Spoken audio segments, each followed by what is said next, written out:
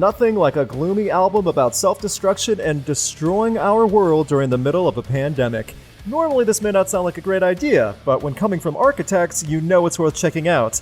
The metalcore standouts from the UK are getting dark and loud once again, and as expected, with their 9th studio album For Those That Wish to Exist. Their previous album, Holy Hell, was one of my favorites from 2018, so my expectations, along with others, are understandably high. After being on the bandwagon for a while now, seeing them live and loving that, this album felt like a long wait, as the album had been finished for a while. Nothing like being patient for music while having to be patient for the world to open up again.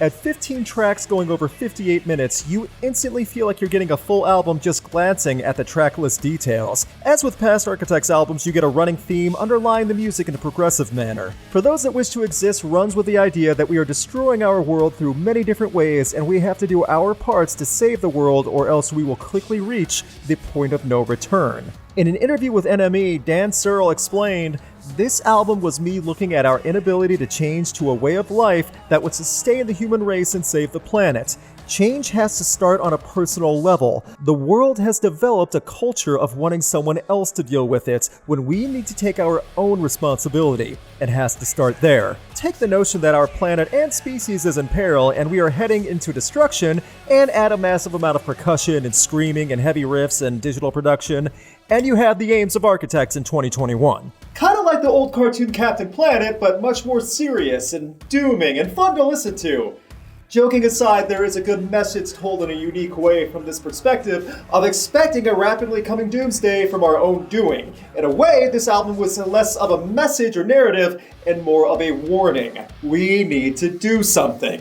Animals was the big song that made a lot of buzz for the album. The song has a great rhythmic pound, and the belting out of being just a bunch of animals is solid. To be honest, this was my least favorite single to come from the album after hearing what would come after it. Animals is fine, but it gets better. Black Lungs came next, and I feel has more emotion and passion through the song. The raised speed gives a slight sense of urgency in the emotion being poured out.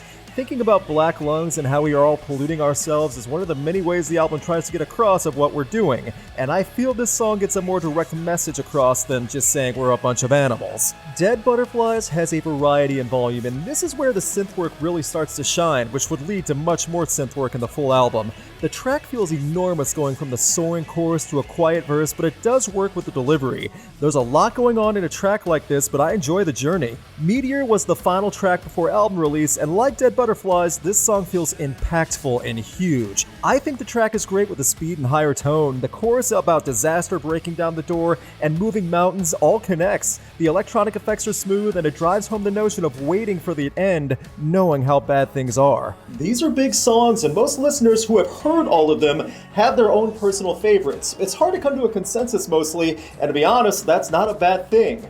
There is strength in each of them, and this is not a cheery album, but in some ways it keeps pulling you in, wanting to make you hear more, because it's enjoyable and somehow lively with how dark the message is. After a nice minute and a half opening track, Do You Dream of Armageddon, we go forward to Giving Blood. The drumming from Dan Searle is what drives the song, and early in the album it helps to give some speed. My issue is that the speed drops quickly at moments in the song, breaking up the flow. The track works, but I do wish it was a bit more fluid. Discourse is Dead has a killer chorus that runs well. This track is vicious with Sam Carter's delivery at points, and when you hear him become unhinged, you realize just how much force he has in his voice. The atmosphere set in this song, along with others, makes everything feel anxious and that everything is intense. An Ordinary Extinction sounds more chaotic with clashing instruments leading to softer singing. The drum track is strong, but it's everything crashing with clunky, higher riffs and synths that just don't mesh well together. Good ideas, good sequences, but not the whole way through. Impermanence was a pleasant surprise featuring Winston of Parkway Drive. The varying speeds are here, but for the most part, the ominous background vocals along with the heavy rhythm match. It's a good inclusion on the album and doesn't feel chaotic like the previous track.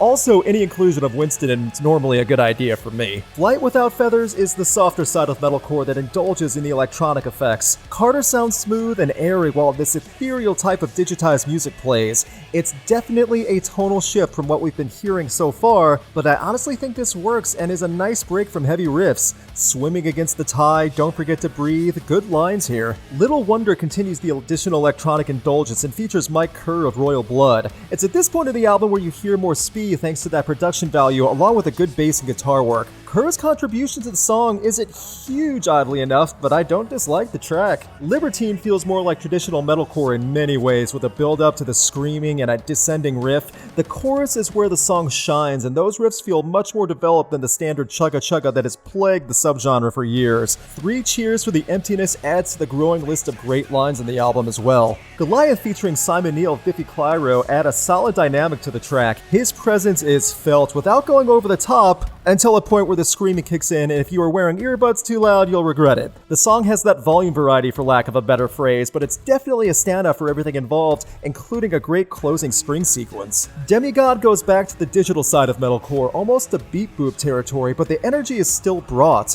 In a long album, I do feel this song doesn't have the staying power that others previously did, as it sounds a bit more level in volume, and it makes the song feel like it could have been scrapped compared to many others. Finally, the album closes with Dying is absolutely safe. The acoustic guitar with the violins is gorgeous, and as this is the longest track on the album, it's fitting that the theme of meeting our self-inflicted end comes so poetically.